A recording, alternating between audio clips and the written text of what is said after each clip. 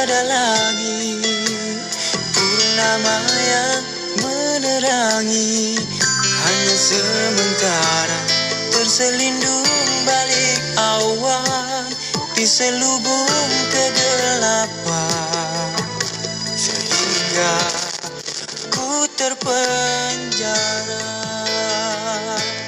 Disinilah hakikatnya, aku tunduk, aku akur dengan takdirmu, dengan takdirmu. Wahai Tuhan yang agung, Kau yang maha pengampun, andai diri Kau hukum, itu keadilanmu. Ku mohon maghfirah-Mu, ampunilah dosaku, tempat untukku mengadu, kasihani hamba-Mu. Sumpahan janji seringkali aku mungkiri, tidakkan pernah sekali Kau menjauhkan diri. Sedari mula tidak mungkin dapat aku lari dari ujian semua duga yang telah Kau beri. Walau hidupku penuh dan dosa yang tertahan, tidak henti Kau anugerahkanku secukup nikmat. Sungguh Allah yang satu, Tunggal tiada serikan. Ku mohon sejahtera diri ini.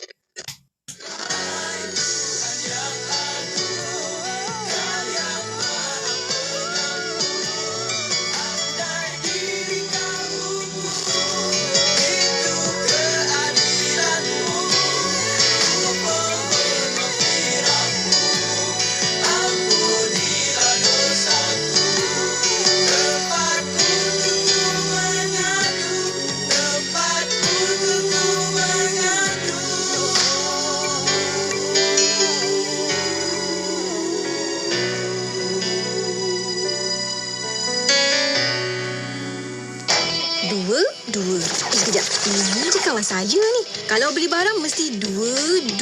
Kasut dua, baju dua. Semualah dua. Sekarang dia tengah kembangkan lagi perniagaan. Nak beriklan pun pilih dua. Iklan di radio dan media sosial.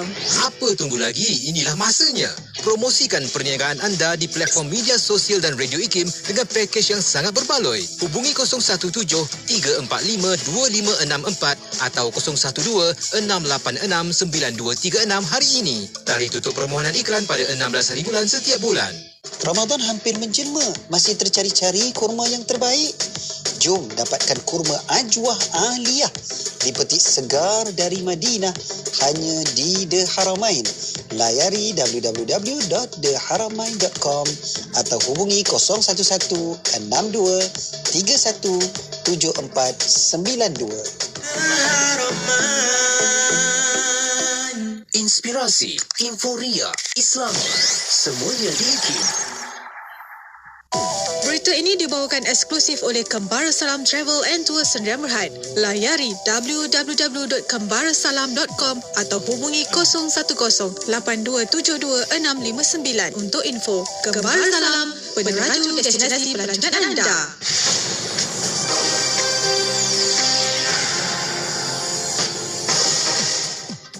Bismillahirrahmanirrahim. Assalamualaikum warahmatullahi wabarakatuh dan salam sejahtera. Bersama saya Ahmad Nazri Muhammad Yusof dalam berita IKIM. Malaysia telah menjalankan 215 penyelidikan klinikal tajan baru pada tahun lalu melibatkan jumlah kontrak bernilai RM226 juta.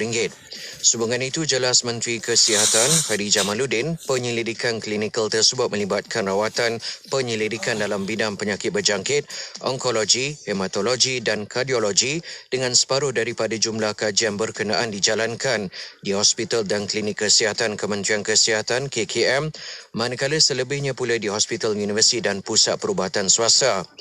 Ketika berucap melancarkan laporan tahunan Clinical Research Malaysia CRM 2021 dan laporan projek realisasi fasa 1 di Putrajaya, Hairi turut berkata pertumbuhan dan pembangunan penyelidikan klinikal yang ditaja di Malaysia diterajui oleh CRM, iaitu sebuah syarikat di bawah KKM yang diperbadankan sejak tahun 2012.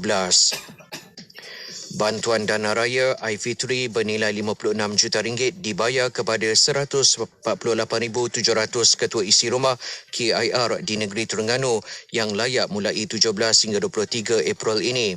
Pengerusi Jawatankuasa Kebajikan, Pembangunan Wanita dan Keluarga dan Perpaduan Nasional Negeri, Hanaf Ahmad berkata, bantuan RM400 diberikan kepada 128,450 isi rumah miskin manakala RM250 pula kepada 20,250 isi rumah berpendapatan antara RM2,500 hingga RM5,000.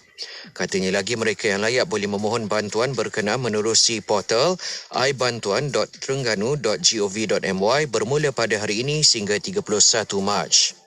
Sekian sahaja berita IKIM untuk edisi 10 pagi ini. Assalamualaikum warahmatullahi wabarakatuh dan salam hormat. Laporan berita tadi dari sumber bernama. Berita itu tadi telah dibawakan eksklusif oleh Kembara Salam Travel and Tour Sdn Bhd. Layari www.kembarasalam.com atau hubungi 010-8272-659 untuk info. Kembara Salam, peneraju destinasi pelancong anda. Kembara Salam, pakej muslim yang terbaik untuk anda. Bermusafirlah bersama Kembara Salam, menawarkan pakej Jordan Palestin, pakej Eropah dan Balkan. Layari www.kembarasalam.com atau WhatsApp 010-8272-659. Kembara Salam, peneraju destinasi pelancongan anda. Kapsul Masa.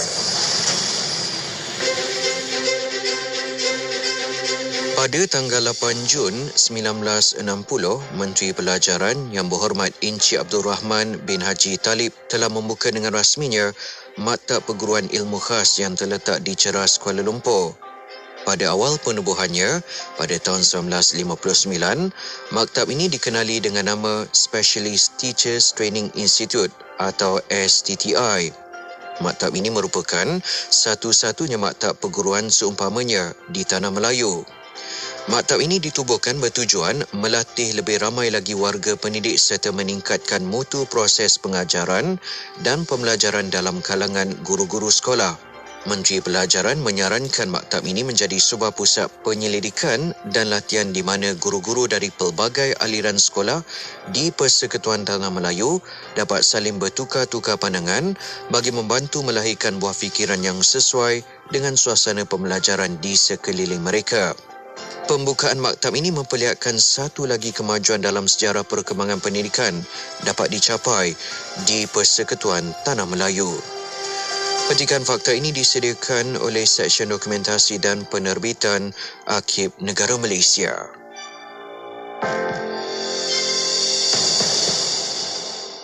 Bismillahirrahmanirrahim.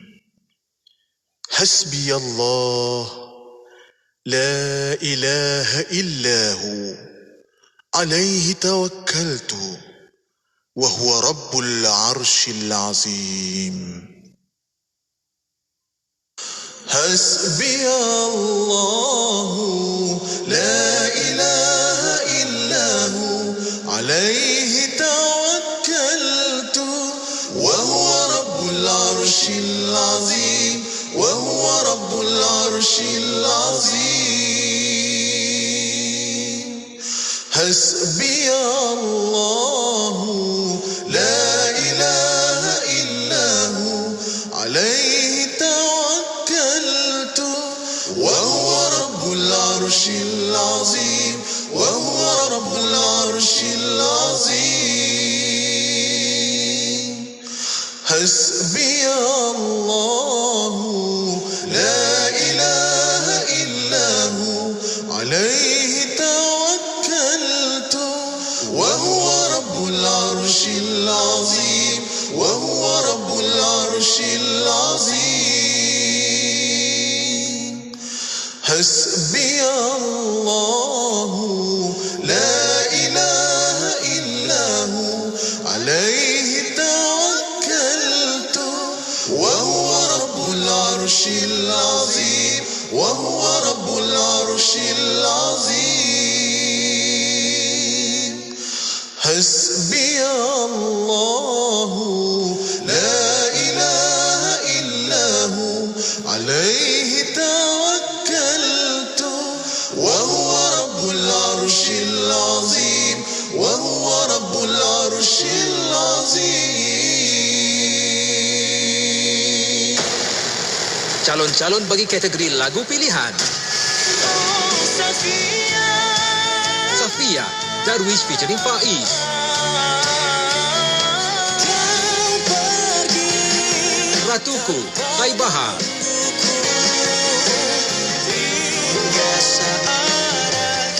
Hingga saat akhir, Anik Muhai.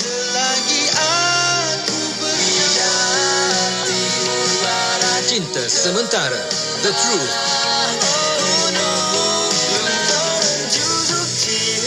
Lembaran Juzuk Cinta, Halim Ahmad dan Furkan Fawaz.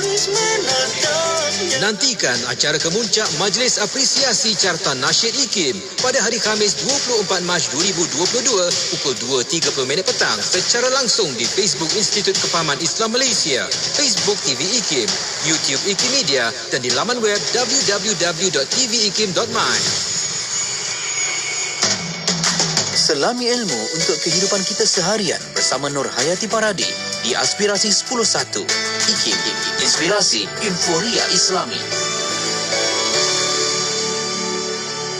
Assalamualaikum warahmatullahi wabarakatuh. Dimulakan dengan lafaz suci Bismillahirrahmanirrahim. Selawat dan salam buat Rasul junjungan Nabi Muhammad sallallahu alaihi wasallam. Selamat pagi, salam aspirasi, salam duha untuk seluruh rakan pendengar Radio Institut Kefahaman Islam Malaysia. Tak kira apa platform pun yang anda dengarkan kami. Terima kasih kerana terus memantau siaran 24 jam IKIM 7 hari seminggu. Hari ini hari Selasa 22 Mac 2022.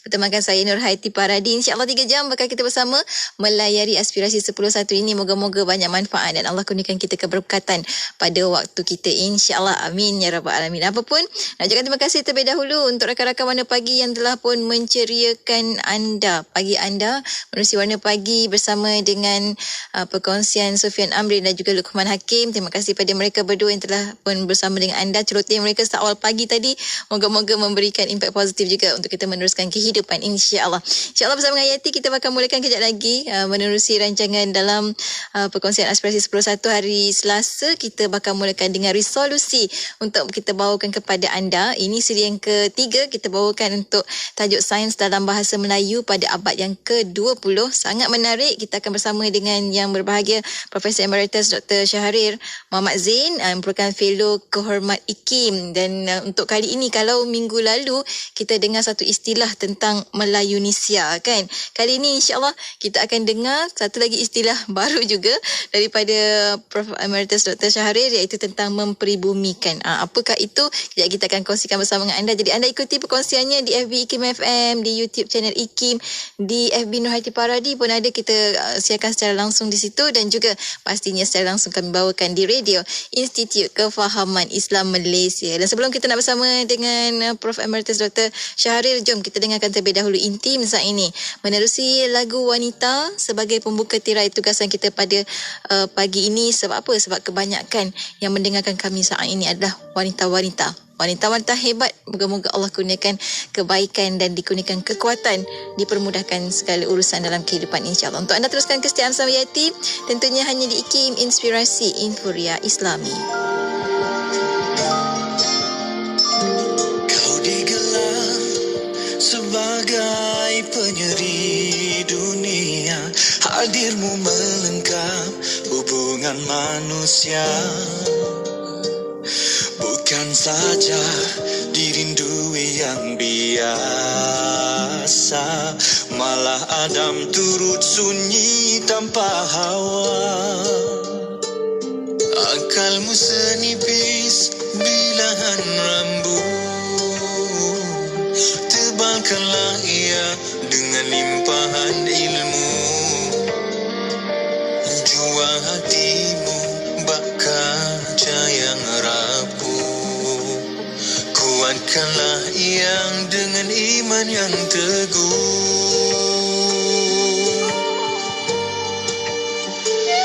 Terciptakan dari rusuk lelaki, bukan dari kaki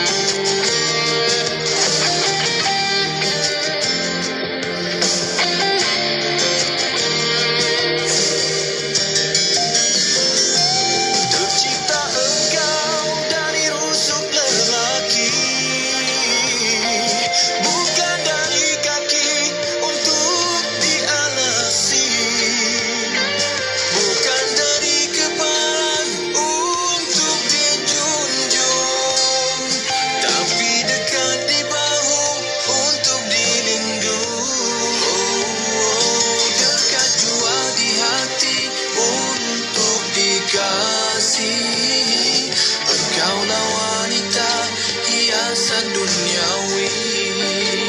Mana mungkin lahirnya bayangan yang lurus elok jika datangnya dari kayu yang bengkok. Begitulah pribadi yang dibentuk.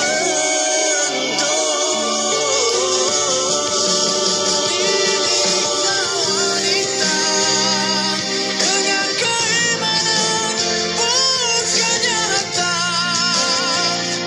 ataupun pujian, kerana tidak derita berharap pada yang binasa.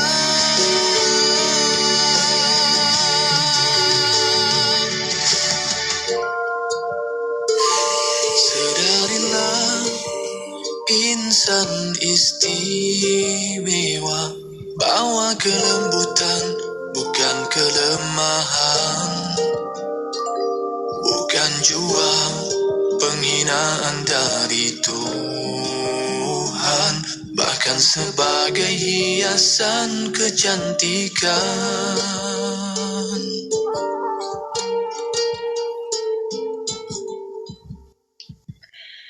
Inspirasi Inforia Islami tentunya hanya di Radio Institut Kefahaman Islam Malaysia. Alhamdulillah, waktu ini kita bersiaran bersama dengan sahabat pendengar menerusi perkongsian resolusi Saban Selasa kita bersama. Masya Allah, Alhamdulillah, macam-macam perkongsian telah pun dikongsikan oleh tetamu kita. Tak lain tak bukan, saya alur-alurkan kehadiran yang berbahagia Profesor Emeritus Dr. Syahril bin Muhammad Zain, merupakan Fellow Kehormat IKIM. Assalamualaikum, Prof. Waalaikumsalam warahmatullahi. Masya Allah, setiap minggu rakan-rakan pendengar kita menantikan Prof untuk mendapatkan ilmu daripada perkongsian-perkongsian Prof. Masya Allah. Dan hari ini menarik untuk siri ketiga dalam sains dalam bahasa Melayu pada abad yang ke-20, yang mana Prof akan kongsikan kita satu lagi istilah. Kalau sebelum ni Prof mengetengahkan istilah Malayanisia. Pertama kali saya dengar daripada Prof, dan Alhamdulillah kali ini kita akan dengar tentang pemeribumian. Pemeribumian. Betul ya, Prof? Jadi apa apakah maksud istilah pemeribumian yang Prof sendiri cipta? Kemudian boleh jelaskan tentang istilah tersebut. Silakan, Prof. Terima kasih. Pertamanya saya bersyukur dulu pada Allah Subhanahu Wa Taala yang mengizinkan kita meneruskan program ini. Ini sudah siri yang ketiga. Jadi saya harap pendengar bersabar mendengar celoteh saya selanjutnya. Yang diajukan tadi ialah tentang istilah pemeribumian yang saya cipta lebih kurang tahun 95 gitulah. Ini pengalaman setelah saya mengalami masalah pengislaman ilmu sejak tahun 80 lah kira-kira begitu. Sehingga tahun 90-an itu saya rasa macam sesuatu yang kurang merangkumi terutama aspek kebudayaan kita sendiri lah. Jadi saya cipta pemeribumian ini, maksudnya ada dua aspek lah. Satu, seperti juga dengan pengislaman, kita cuba menjadikan ilmu yang kita dapat daripada kebudayaan lain. Bagi kita biasanya kita dapat daripada kebudayaan Inggeris melalui bahasa Inggeris dan sebagainya. Kita cuba jadikan ilmu itu sedekat mungkin dengan kebudayaan kita, dengan cara hidup kita dan sebagainya. Itu aspek pertama. Seperti dalam yang saya ulas tentang pengislaman. Cuma perbezaannya, dalam pengislaman ilmu kita mencungkil ilmu dalam tamadun Islam dan cuba bandingkan dengan ilmu yang kita sedang hadapi zaman ini, ilmu daripada Eropah, khususnya menerusi bahasa Inggeris ni. Dan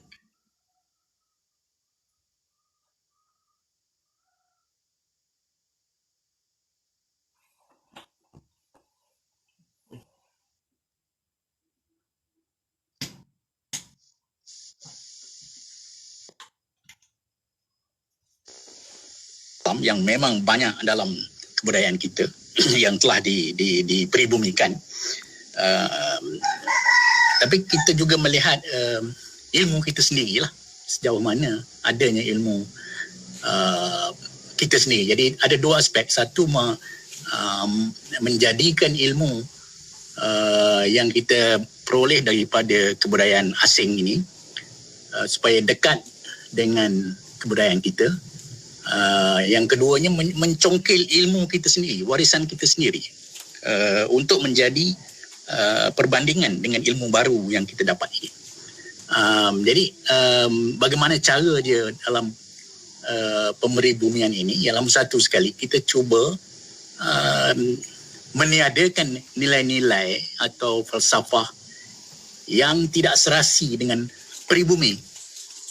Kalau dulu kita hanya melihat tidak serasi dengan Islam, tapi oleh kerana kita juga ada mewarisi ilmu kita sendiri, kita juga melihat aspek keserasian dengan ilmu kita sendiri yang selagi ilmu kita juga tidak bercanggah dengan nilai Islam. Jadi itu tugas pertama dalam pemeribumian ilmu, menilai ilmu asing itu, menerusi penapisan Islam dan juga kebudayaan kita sendiri. Yang kedua, yang terabai langsung dalam pengislaman ilmu dulu ialah isu menjadikan ilmu, sebab matlamat kita dalam pemeribumian ini mendekatkan ilmu itu dengan kebudayaan kita. Jadi perkara yang boleh mendekatkan dengan kebudayaan kita ini ialah bahasa. Jadi ilmu itu sendiri mesti dijadikan sarananya mesti dalam bahasa Melayu. Pada masa yang sama, kita menggali ilmu kita yang sudah pun dalam bahasa Melayu untuk dikontemporerkan ilmu itu. Ya, sudah lama terfosil, gali balik, bawa dan cuba tengok perbandingan dengan ilmu baru yang kita dapat. Jadi itu ciri-ciri pengislaman, pemeribumian ilmu, dan hal ini sebenarnya sudah pun berlaku dua kali dalam sejarah kebudayaan kita lah. Yang pertama yang saya sebut sepintas lalu dalam siri kedua dulu, bahawa ilmu kita, ilmu dalam bahasa Melayu ini sudah pun wujud sebelum Islam ada. Jadi ilmu dalam bahasa Melayu sebelum Islam datang inilah ilmu yang dipribumikan daripada ilmu Hindu-Buddha. Saya sudah sebut sepintas lalu dulu bahawa ilmu dalam bahasa Melayu sebelum Islam ini sebenarnya ilmu Melayu asli, dalam arti kata bahawa sudah pun dipribumikan ilmu itu dengan istilah-istilah dalam bahasa Melayu yang dulunya dalam bahasa Sanskrit. Jadi saya dah bagi contoh dulu bahawa istilah matahari, bulan, bintang dimelayukan daripada istilah dalam bahasa Sanskrit. Yang saya tak sebut hari itu mungkin Pertiwi, yang sekarang kita panggil Ibu Pertiwi. Pertiwi ini sebenarnya bumi. Jadi dewa yang menjaga bumi lah. Jadi Ibu Pertiwi ini, dan sekarang kita masih pakai, tapi kita juga memperkenalkan tanah tumpah darah. Jadi kita cuba mempribumikan istilah Ibu Pertiwi ini. Kemudian saya juga tak sebut hari itu tentang nama-nama bintang yang memang dimelayukan atau memang sudah Melayu lebih awal daripada datangnya Hindu, Buddha, iaitu istilah bintang mayang yang terkenal kita panggil dalam kebudayaan kita ni putri mayang mengurai. Ini kita anggap seorang putri yang paling cantik di dunia lah. Jadi bintang yang pada orang Melayu dulu pada dia cukup cantik, dan dia menamakan bintang mayang yang dalam bahasa Inggeris dipanggil bintang Virgo, atau bahasa Melayu sebelum dimelayukan istilah dianya ialah Kanya itu istilah Sanskrit. Saya juga tidak sebut dulu nama-nama cantik dalam bahasa Melayu yang memang jelas istilah dimelayukan untuk mendekatkan ilmu ini, astronomi ini dengan kebudayaan Melayu. Ada 3 istilah yang saya jumpa yang masih belum tahu nak padankan dengan istilah moden ini, bintang, nama bintang yang dalam bahasa Melayu, iaitu satunya namanya dara. Dara, bahasa Melayu dara ini kemungkinan dia sama dengan istilah Inggeris yang kita kenal sekarang menerusi istilah Virginium. Mungkinlah, saya belum pasti lagi. Ada satu lagi istilah bintang nilam. Nilam ni kan permata yang cantik tu. Jadi ini pun istilah Melayu, bukannya pinjaman dari mana-mana, sejenis permata, dan sudah salah terjemahkan oleh Inggeris menjadi nilam tu dijadikan pearl. Juga salah dalam bahasa Arab pun sudah diterjemah, itu agak salah. Pearl ini kalau dalam bahasa Melayu mutiara, lain lagi. Jadi masih tak jelas lah. Maknanya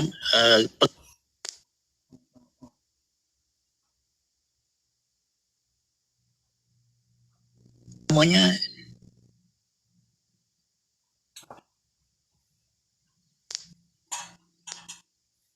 istilah star dalam bahasa Inggeris pun daripada tara. Jadi tapi si tara sudah digabungkan. Si itu bahasa Melayu. Jadi dia beri nama satu bintang. Si bintang itu dipanggil si tara. Jadi bintang itu yang saya masih belum dapat padankan dengan istilah moden kita lah. Macam nama kumpulan lama, Prof. Panca Sitara. Itu pun saya kagum lah macam mana boleh P.Ramlee jumpa perkataan itu, kumpulan Sitara. Jadi 3 bintang ni memang saya masih mengkaji apa sebenarnya padanannya dengan bintang moden ini. Banyaklah kalau nak tengok istilah-istilah yang diusahakan oleh sarjana Melayu dulu untuk mendekatkan lagi ilmu ini dengan kebudayaan Melayu. Saya dapati bintang ni jumlah dia ialah 88 bintang. Selain daripada yang 12. Jadi ada berapa? 88 tolak 12, dia ada 68 lagi bintang.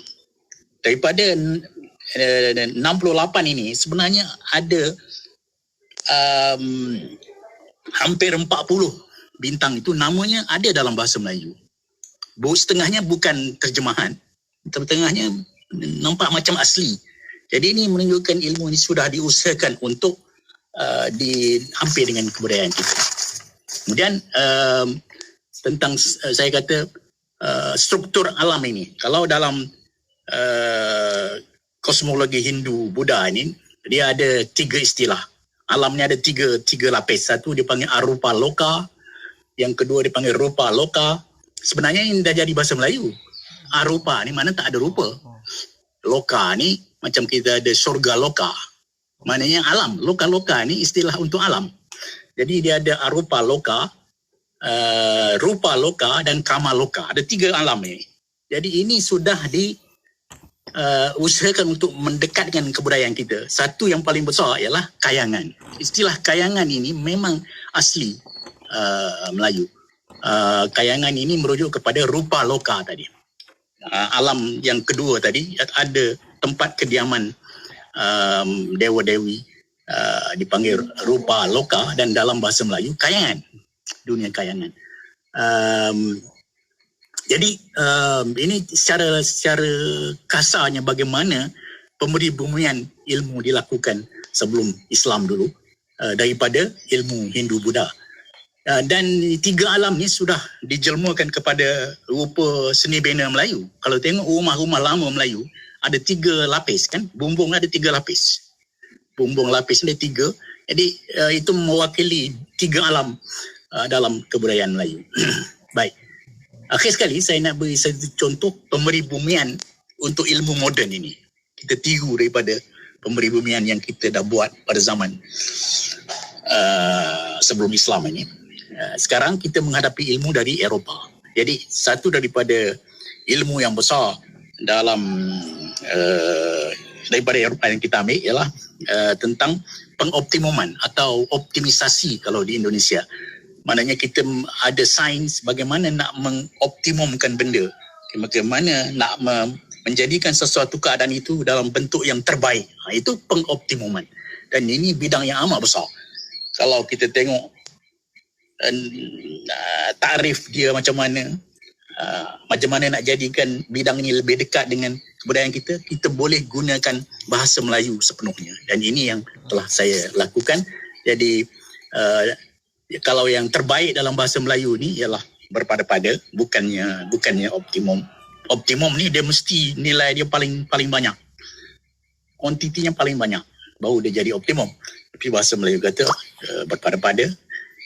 Islam kata wusta. Bahasa Melayu juga panggil berhemah. Jadi semua ini sudah menukar ilmu itu. Kalau kita nak bina ilmu baru yang hampir dengan kebudayaan kita, sudah menukar makna benda yang terbaik ni bagaimana dan apa dia model terbaik segi matematiknya. Jadi saya rasa itu dulu. Masya Allah. Terkesima saya sebentar. Teruja nak mengikuti lebih lanjut lagi. Masya Allah. Saya dengar... Masya Allah, bintang selalu. Tapi minggu lalu Prof hanya sebutkan bintang kejora, tapi hari ini banyak lagi bintang-bintang yang dikeluarkan.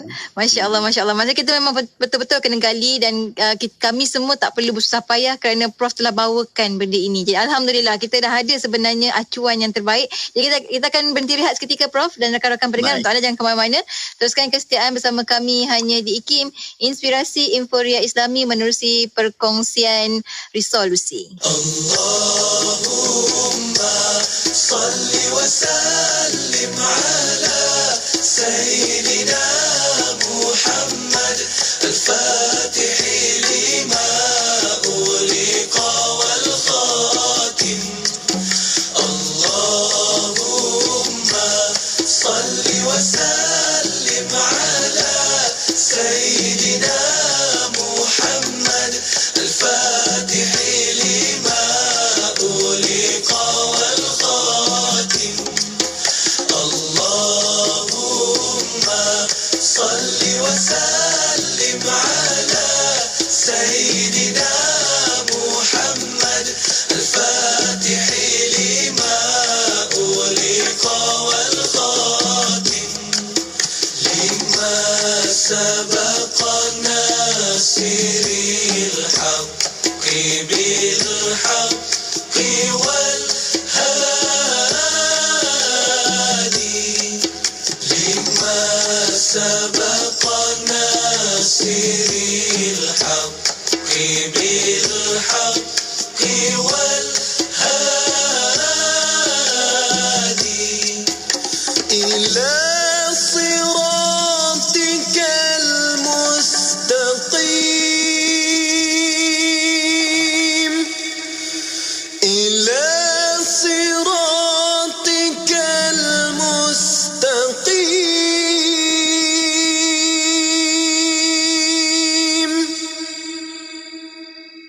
Wa ala alihi wa sahbihi haqqa qadri wa miqdarihi al-azim. Wa miqdarihi al-azim.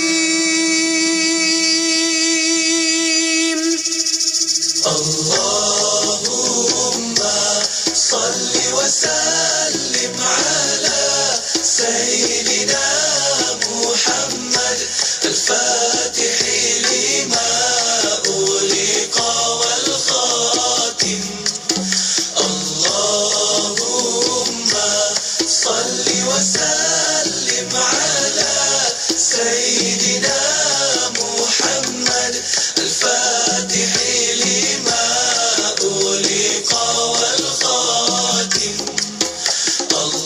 Allahumma salli wa sallim ala Sayyidina Muhammad al-Fatih lima uliqa.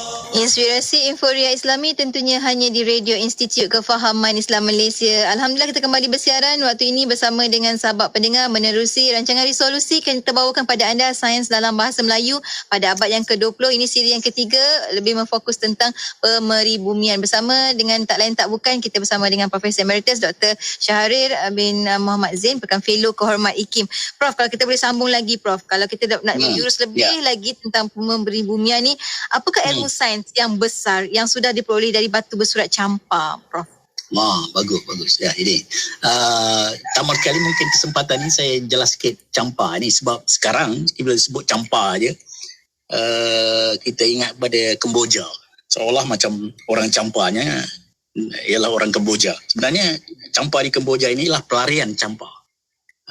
Kerajaan campa yang sebenar asalnya ialah di Vietnam.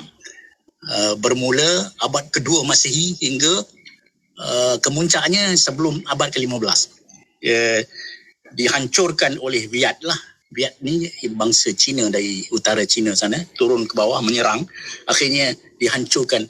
Perang paling besar antara Viet dengan campa ni tahun 1471, dan tahun itu di ahli sejarah menggambarkan bagaimana kaum Melayu campa ni sudah di macam berlaku ethnic cleansing lah. Jadi ramai lari.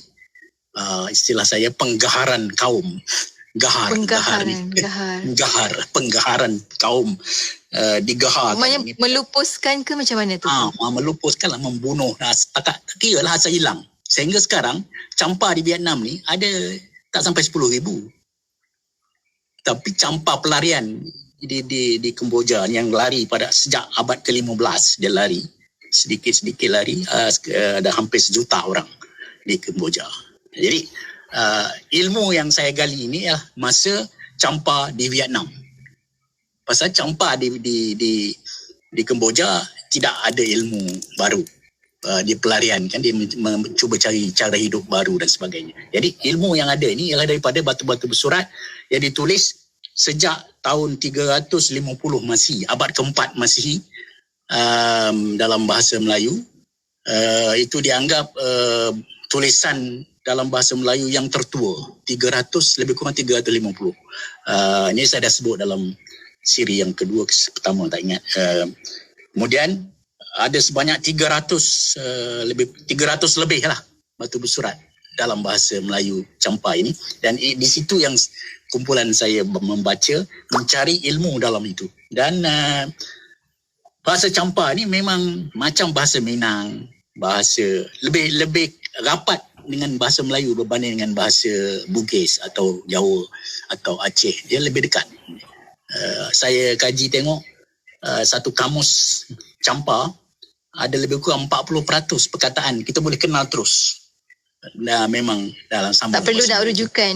Memang kita boleh terus faham. Terus faham perkataan tu memang sama dengan bahasa Melayu. Menunjukkan rapatnya campa ini dengan bahasa Melayu. Baik. Jadi saya nak tonjolkan dua ilmu besar yang dah jumpa lah. Yang pertama tentang nombor.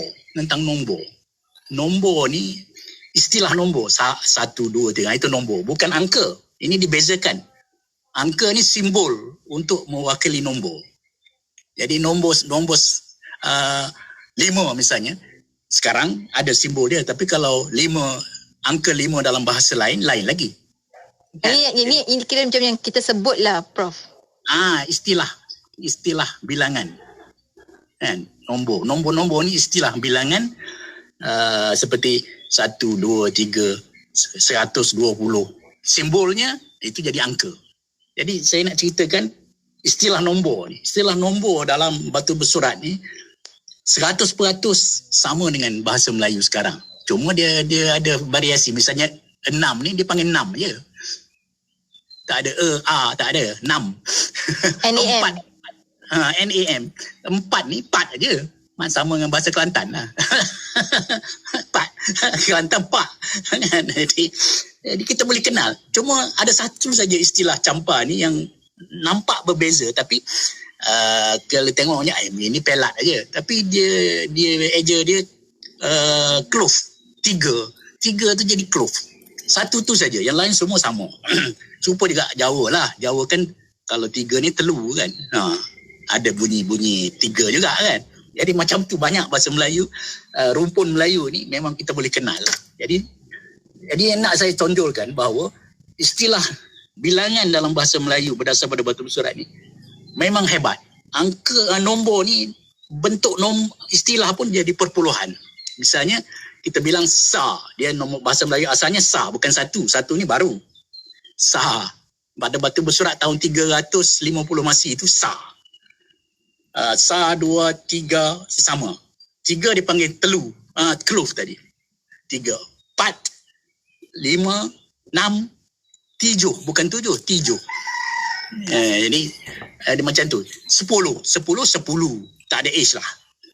10. Jadi lepas tu 10 Sa itu 11. 11 ni baru.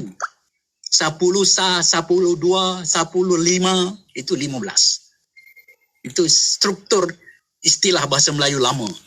Jadi belas ni baru. Saya rasa mungkin abad ke-16 17 dia baru datang belas ni. Tapi sebelum tu memang begitu. Jadi bila sampai 10 kan, 100 lah. Jadi dia reka istilah baru. Ratus. Istilah di batu bersurat ni ialah RTUS, ratus. Tak ada A lah, ratus. Jadi bila 10 ratus, dia reka istilah ribu. 10,000 dia reka istilah laksa atau taman. Dia ada dua. Dalam batu besar ada dua istilah dia. Taman, kadang-kadang dia panggil taman, dia panggil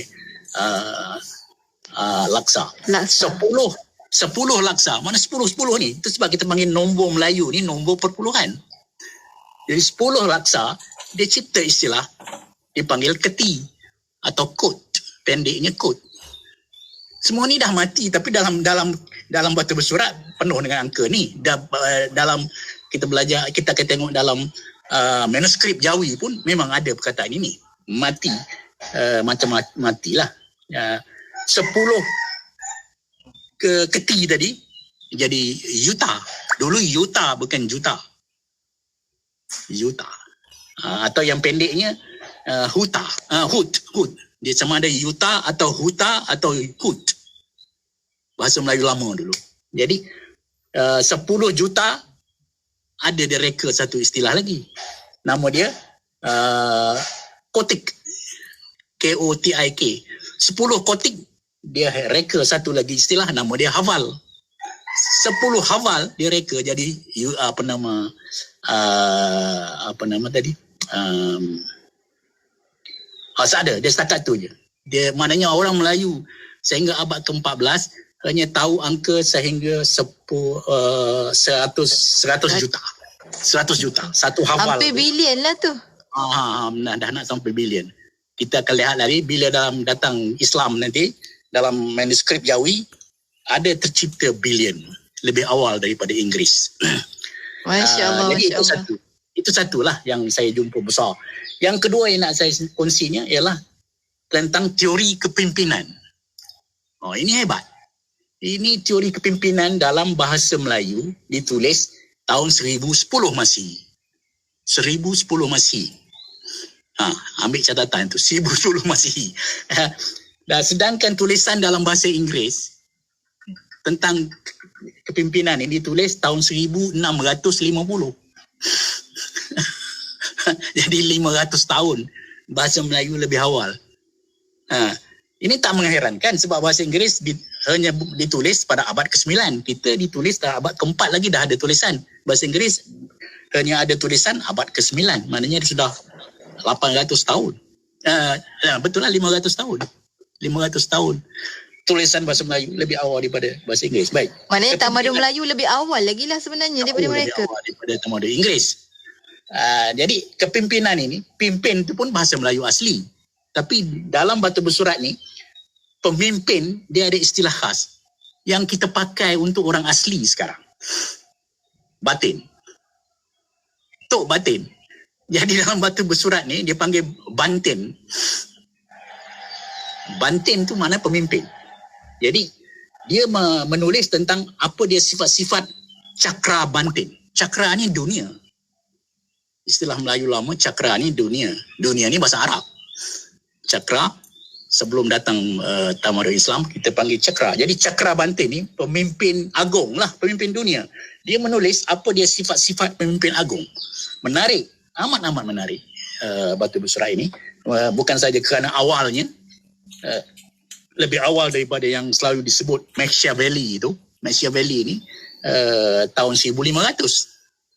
Lebih awal daripada bahasa Inggeris. Machiavelli ditulis dalam bahasa Itali lah, bukan bahasa Inggeris. Maknanya kita ada teori kepemimpinan ini dan ada 5, saya ringkaskan, ada 5 sifat pemimpin yang hebat ini. Kalau nak jadi pemimpin yang hebat, kena ada sifat ini. Setengahnya memang dia jadi tabi'i, tak boleh nak pergi belajar lah benda ni. Kan? Misalnya dia mesti tampan. Macam mana nak buat? Ada setengah orang tak bagus je, hodoh je kan. Jadi dia dalam manuskrip kata pemimpin yang agung dia mesti tampan. Mesti ada aura. Semua ni tak boleh diajar. Jadi mana bukan semua orang boleh jadi pemimpin besar. Okey, tapi yang lain memang boleh diajar. Yang saya nak timbulkan, dia pemimpin yang besar ni dia orang yang tahu menyusun strategi. Jadi strategi kepada lawan, kepada kawan, kepada orang yang belum kita kenal, dia ada buat strategi dia yang berlainan. Satu daripada yang menariknya, pemimpin yang hebat ini pada masa itu, abad ke-11 ini, dia mesti hebat dalam melakukan rasuah. Istilah dianya upah pradana. Jadi ini saya cuba popularkan istilah upah pradana. Upah kita boleh kenal upah kan. Pra ni sebelum, dana lah. Jadi upah pradana ni makna dia rasuah. Sebab kita bayar pada orang untuk dapat benda yang lebih baik. Kan? Kita bagi benda, bagi habuan pada siapa yang kita nak dapat. Kita rasa boleh dapat balik pada kita dana. Sesuatu yang lebih baik pada kita. Jadi itu dia panggil istilah dia amat tepat. Upah pradana. Pemimpin yang hebat, dia tahu bagaimana memberi rasuah kepada kawan, lawan dan sesiapa yang dia mahu. Jadi ini itu saya memang sifat pemimpin dia dululah maksudnya. Kalau kat sini lah. Masa itulah. Itu sebab saya tafsirkan susah nak menghapuskan rasuah dalam kalangan orang Melayu. Sebab ini dah jadi budaya Melayu dulu. Sejak abad ke-10, sebelah dulu lagi dah jadi budaya yang hebat, yang disanjung. Maknanya pemimpin yang bagus, yang pandai bagi rasuah. Jadi saya rasa itu yang saya nak bagi contoh. 2 benda yang kami jumpa. Yang saja nak kongsi pada hari inilah. Ada nak tulis satu buku boleh lah tentang bidang-bidang apa benda-benda lain lagi yang kita dah jumpa dengan menarik. Ya. Rasa memang kalau ada buku kami semua akan cari insya-Allah. Kita akan berhenti rehat sekali lagi Prof. Boleh ya Prof? Kita berhenti rehat sekali lagi untuk anda rakan pendengar, jangan ke mana-mana, teruskan kesetiaan bersama kami tentunya hanya di IKIM Inspirasi Inforia Islami. Tidak kira di mana jua destinasi anda, IKIM sentiasa menemani perjalanan anda dengan juadah minda yang bermanfaat menerusi rancangan terbaik kami. Dengarkan setiap hari rancangan Vaksin Hati, Islam Agamaku, Fas'aluna, Imanuna dan Usrah Nurani. Pastikan sentiasa setia mendengarkannya dalam destinasi 4 petang hingga 7 malam bersama Syafiq Saleh dan Mona Jasman di IKIM Inspirasi Inforia Islami. Jika anda penerima bantuan sara hidup BSH berumur 18 hingga 65 tahun, anda layak menerima skim perlindungan nasional B40 atau MySalam. Anda boleh menerima pendapatan gantian RM50 sehari sehingga 14 hari setahun. Jika dimasukkan ke hospital, manfaat perlindungan 45 penyakit kritikal sekali seumur hidup sebanyak RM8,000. Untuk semakan dan tuntutan, layari mysalam.com.my. MySalam, MySalam, MySalam. Perlindungan takaful percuma.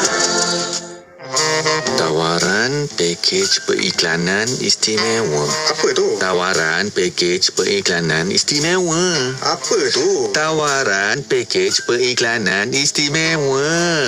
3 kali baru nak dengar. 3 kali ulang tu. Sempena ulang tahun IKIM yang ke-30, IKIM menawarkan pakej berganda sehingga 3 kali ganda kepada para pengiklan IKIM. Hubungi kami segera di talian 017-345-2564 atau 012-686-9236. Tawaran dalam tempoh yang terhad sehingga 30 April 2022 sahaja. Jimat berganda-ganda. Assalamualaikum, saya Ustazah Isfadiah, sahabat pendengar. Nabi kita pernah bersabda, sesiapa yang memberi makan berbuka kepada orang yang berpuasa maka baginya pahala seumpama orang yang berpuasa itu tanpa menguranginya sedikit pun.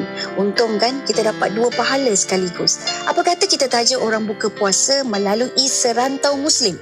Layari tajaberbuka.com atau hubungi 03-8408-1789. Sedekah Serantau Muslim. Mardia Hotel and Suites, hotel berstatus perkhidmatan mesra Muslim, diiktiraf oleh Pusat Pelancongan Islam dan mematuhi Islamic Quality Standard IQS oleh Universal Standard Centre. Menyediakan pakej penginapan, pakej mesyuarat dan hidangan menu antarabangsa di restoran Royal Songket, menu hidangan santai di Borak-Borak dan menu masakan Cina di restoran Tung Yen. Diiktiraf 100% halal dari JAKIM. Promosi istimewa bufet makan tengah hari dan makan malam di restoran Royal Songket. Kami juga menyediakan bufet high tea pada hari Sabtu dan Ahad. Layari Facebook Mardia Hotel and Suites atau hubungi 03-5511-8811 untuk mengetahui pelbagai promosi menarik yang kami sediakan. Inspirasi Inforia Islami tentunya hanya di Radio Institut Kefahaman Islam Malaysia. Kita kembali bersiaran bersama dengan sahabat pendengar menerusi rancangan Resolusi. Hari ini kita bawakan kepada anda untuk siri yang ketiga dalam sains dalam bahasa Melayu pada abad yang ke-20. Hari ini kita tadi Prof di hujung tadi Prof Emeritus Dr. Syahrir berkongsi tentang bagaimana yang dikatakan sebagai batu bersurat. Macam-macam ilmu sebenarnya. Dari batu-batu bersurat kita tahu adanya nombor-nombor yang kita sebut hari ini asalnya dari situ juga kan, masya-Allah. Dan tadi bagaimana pemimpin yang baik itu ada ciri-cirinya, diciri-cirikan juga di situ yang tampan, mungkin yang segak kot rasanya Prof, ya, pemimpin yang segak macam tu kan. Kemudian ada upah pradana yang boleh memberi peruntukan awal, rasuah rupanya. Sedikitlah Prof. Sambung lagi Prof, mungkin kita nak tahu bagaimana tentang ilmu daripada batu bersurat yang lain kalau kita boleh campur sekali Prof. Baik, terima kasih. Saya sambung ilmu-ilmu yang setakat ini yang kita dapat daripada batu bersurat. Jadi batu bersurat lain selain daripada campak ini tidak sebanyak campak lah. Jadi batu bersurat yang nak saya kongsi di sini ialah batu bersurat pada zaman kerajaan Melayu yang paling besar, lebih besar pada campak sebenarnya, tapi malangnya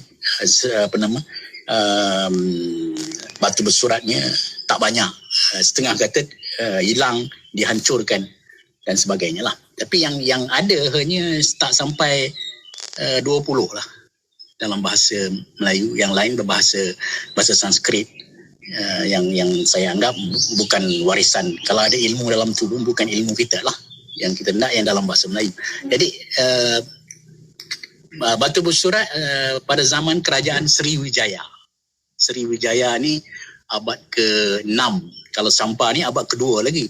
Sriwijaya ni abad ke-6 sehingga abad ke-13 atau 14. Jadi 800 tahun. Lama juga.